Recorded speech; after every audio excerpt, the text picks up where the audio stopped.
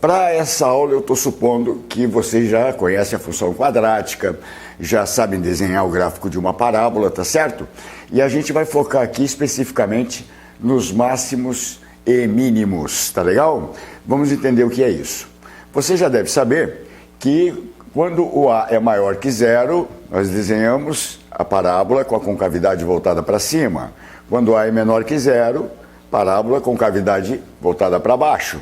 Legal? Para você lembrar, então, quando está positivo A, está tudo jóia, está tudo legal, boca para cima, você está sorrindo. Quando está negativo, boca para baixo, você está triste. Tá bom?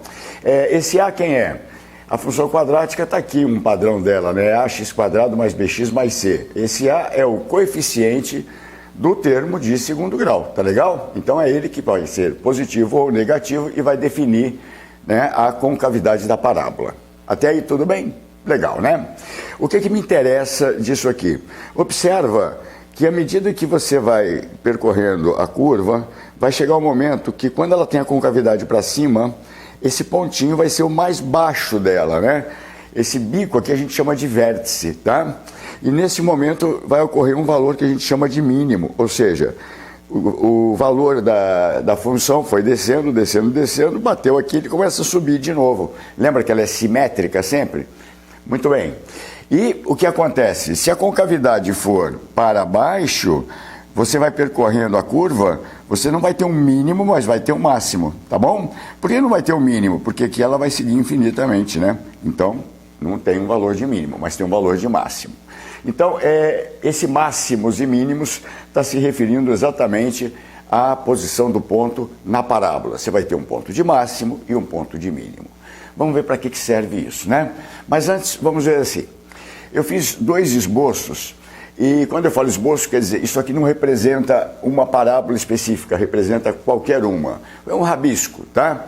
Para entender máximos e mínimos, eu não preciso fazer o desenho com muita precisão.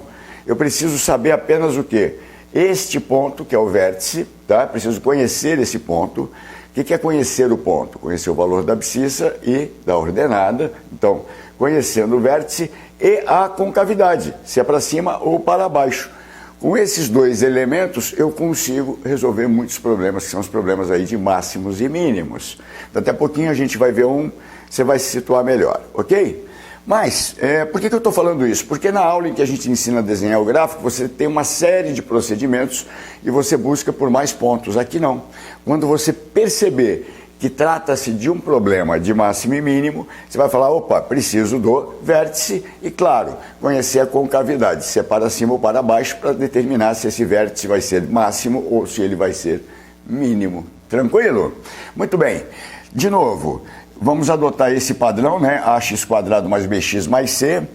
Você lembra do valor de delta quando você usa a fórmula de Bhaskara? É o mesmo, b² menos 4ac.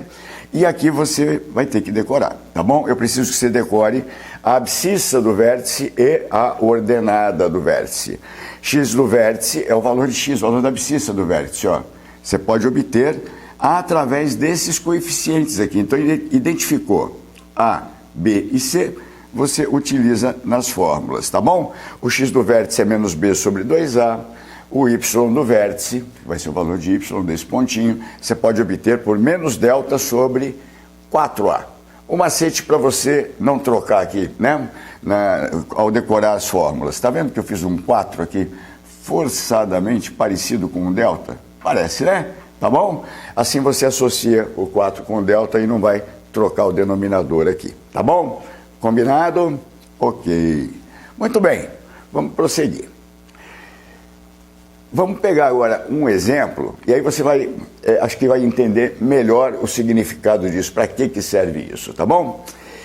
O contexto aqui é o seguinte, um avião de acrobacias, já viu lá aqueles aviões da FAB que fazem acrobacias no céu, fazem vários tipos de curva, não é isso? Muito bem, um avião de acrobacias descreveu um trecho de parábola, lógico, né? Um trecho, o que é um trecho? É um arco de parábola. Gente, ele não fez uma parábola inteira, né? Porque ela é infinita para cá, ó. Então, ele descreveu no percurso dele um trecho de parábola. Legal? O que acontece? Se a gente em torno do vértice. Quer dizer que nesse percurso ele passou pelo vértice. Ainda não sei se foi nesse sentido ou se foi nesse sentido, percebeu? Mas ele passou. Ou ele fez, né, uma rasante, ó, subiu de novo, ou ele subiu e foi descendo. Legal? Muito bem. Segundo a lei. Ele deu uma lei. O que é uma lei? É uma equação, tá certo? É uma função, tá? A lei é A igual a menos t quadrado mais 100t, tá? Pelas perguntas que você vai encontrar, você vai pressupor aqui que o t, então, é o tempo, né? O passar do tempo, 0 segundo, o avião deu a partida, 1 segundo, 2 ou minutos, enfim, alguma unidade de tempo, e que o A é a altura que ele atingiu, tá bom? Então, essa lei aqui está regindo o quê? Com o passar do tempo, qual foi o percurso que ele fez, que altura que ele foi atingindo, tá legal? Eu vou te fazer uma pergunta. Ele está fazendo este percurso, subindo para depois descer, ou descendo para depois subir? Se você olhar para essa lei, ela é uma função de segundo grau. Olha só, A seria o nosso Y, né? Igual, e o T, você pode imaginar como sendo o teu X, T quadrado menos 100T. Aliás, mais 100T, né? Mais 100T, tá? O termo independente é 0, não apareceu, mas você tem um termo de segundo grau, um termo de primeiro, tá legal? E é uma parábola isso aí, se eu desenhar, tá? Como é que ficaria essa parábola? Boca para cima ou boca para baixo? Aí volta lá para a nossa figurinha, olha só. Se o A é positivo, tá tudo bem? Sorrindo, boca para cima. Se o A é negativo, opa, tô triste, boca para baixo. Então aqui o A é negativo, né? Lembrando que A é coeficiente do x quadrado. Tem um 1 aqui escondido, isso é menos 1t quadrado. Então eu já sei que é algo parecido com isso, o percurso. Boca para baixo. Puxa, que legal, não é isso? Que mais que eu sei?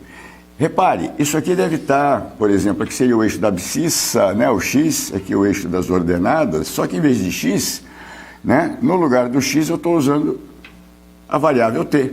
E no lugar do y eu estou usando a variável a. Então aqui eu vou representar a altura, não é isso? E olha as perguntas. Em que instante t atingiu a altura máxima? Então o meu avião veio andando. Lógico que a gente já falou isso, ele não fez a parábola inteira, ele executou um trecho. Então eu vou inventar um trecho aqui qualquer, porque o que é importante, que ele me chama a atenção, é que no trecho que ele executa um arco, né, vamos supor que o arco seja esse aí, ele passa pelo vértice da parábola. Ele fala aqui, né? Então, olha só, um trecho de parábola em torno do vértice. Então, o vértice tem que estar incluso. Então, esse aqui é o meu vértice, tá? E aí eu te pergunto, esse vértice é um ponto de máximo ou é um ponto de mínimo? Tranquilo? Ele é um ponto de máximo, tá ali em cima, né? Vai atingir a altura máxima no nosso exemplo, tá bom? Então, olha só. Todo ponto no sistema de eixos cartesianos tem um valor de abscissa e tem um valor de ordenada. Nesse caso da parábola, nesse instante, olha, a abscissa vai representar em que instante isso aconteceu, ou seja, depois de 1 minuto, 2 minutos, 3, 10, não sei, tá? E no eixo das ordenadas eu tenho a altura, ou seja, no eixo das ordenadas vai mostrar que altura ele atingiu naquele instante. Então, este ponto, e todo ponto no sistema de eixos cartesianos tem dois valores, um de abscissa e um para ordenada, perfeito? É um par ordenado. E nesse caso, esse par está mostrando, numa das variáveis, o instante em que aconteceu a altura máxima, e na outra variável, a própria altura máxima. Então, vamos ver o que ele pergunta. Em que instante t atingiu a altura máxima? O que ele quer? Ele quer o valor de t quando o ponto é o vértice. Percebeu? Que seria, no nosso caso aqui, o x do vértice, que eu vou chamar de t do vértice, tá bom? Olha lá, é o x do vértice. E na letra B ele pergunta qual a altura máxima alcançada. Olha lá, ele subiu.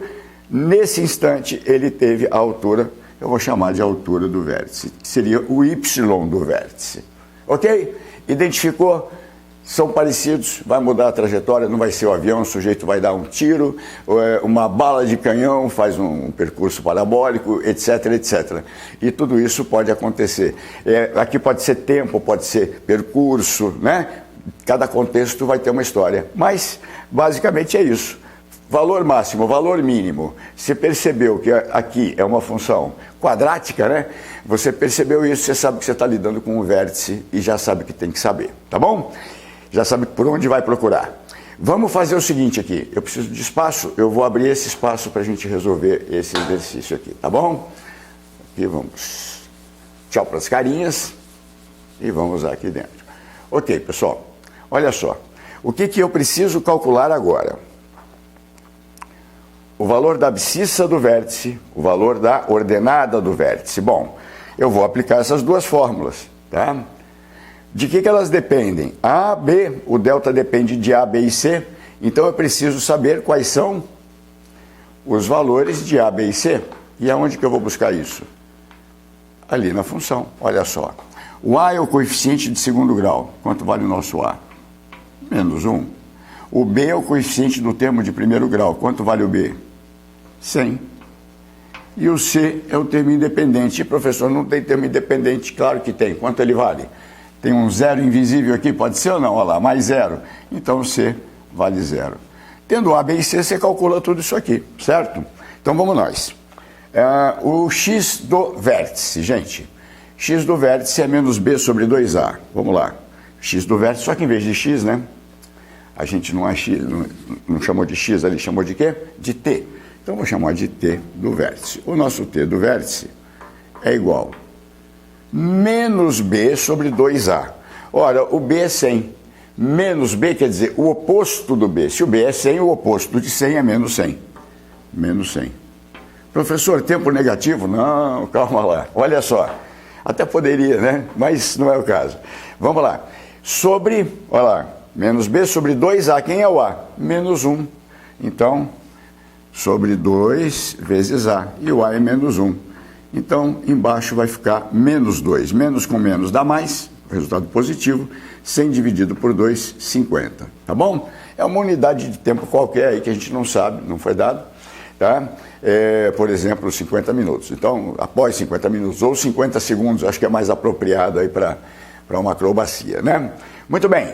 Então, aquele vértice ocorreu quando o t vale 50. Este ponto aqui, a abscissa é 50, tá? Então, a pergunta, em que instante t atingiu a altura máxima? Aos 50. Vamos adotar aqui, olha. Vamos fazer de conta que isso aqui é segundos, tá bom? Então, aqui a letra A, eu diria que a resposta é aos 50 segundos. Tá bom? É isso. Tá feito a letra A. Na letra B, o que ele pede para mim? Qual a altura máxima alcançada? Então veja, esse ponto tem um valor de x, abscissa, e um valor de y, ordenada. Para este valor aqui, eu posso substituir esse 50 aqui na fórmula, calcular e obter a altura máxima. Essa é uma técnica e vai dar certo.